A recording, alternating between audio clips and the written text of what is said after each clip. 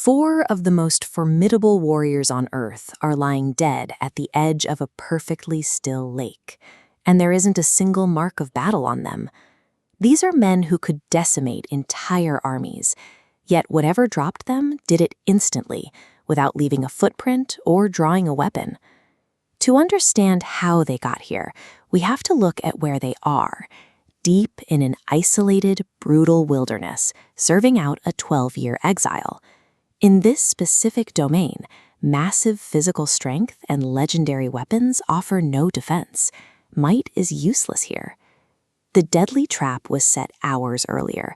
The brothers had been sprinting through the forest, exhausting themselves chasing a deer that had stolen a Brahmin's sacred fire drill. That chase left them dangerously dehydrated. A blinding thirst set in, the kind that overrides all logic and caution. Nakula found the water first, but right as he reached for it, a disembodied voice commanded him to answer its questions before drinking. He ignored it, drank, and fell dead. Then came Sahadeva, followed by Arjuna, and finally Bhima. One by one they saw the water, heard the warning, and let their pride drive them to ignore it. Their defining martial traits, arrogance, speed, and brute force, were exactly what destroyed them. Finally, the eldest brother, Yudhishthira, arrives at the shore. Seeing his invincible siblings motionless on the ground, he doesn't react with rage. He suppresses his grief and assesses the danger. He notices the bodies hold no wounds. He concludes this is a spiritual trap, not a physical ambush. Despite his own agonizing thirst, he refuses to touch the water and formally submits to the rules set by the unseen voice.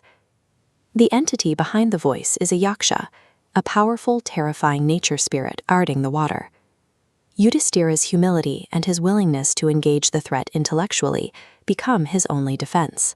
The stakes are absolute. Yudhishthira must answer profound riddles correctly, or instantly join his brothers in death. This manuscript outlines the concept of dharma, the cosmic law of righteousness. In this trial, the yaksha weaponizes these spiritual laws, turning them into a brutal survival test. The interrogation peaks with the most difficult question of all. What is the greatest wonder in the world? Yudhishthira answers profoundly. He observes that humans watch death claim lives every day, yet the living act as if they are immortal. This is correct because true wisdom acknowledges death's inevitability, while still choosing to act righteously. Yudhishthira defeated the yaksha not by fighting death, but by understanding the human relationship with it. Highly pleased with this intellectual victory, the yaksha grants a reward. He resurrects all four fallen brothers. Then comes the reveal. The yaksha drops his disguise, revealing his true identity as Lord Yama, god of death and justice. This wasn't a random tragedy. It was a highly orchestrated cosmic audit designed specifically to test the brothers' minds. Yama is Yudhishthira's spiritual father. He needed to verify that his son possessed the wisdom required for the trials ahead. This near disaster was a necessary divine intervention, meant to forge the very mental resilience they will soon need. That resilience is critical, because the Pandavas are about to enter Ajnatavas, the final, most dangerous year of their exile. They must live entirely incognito. If their true identities are discovered, even once they face another 12 years of banishment. To survive, they must abandon these symbols of their former glory. Yudhishthira's humility and patience are all that will keep them hidden.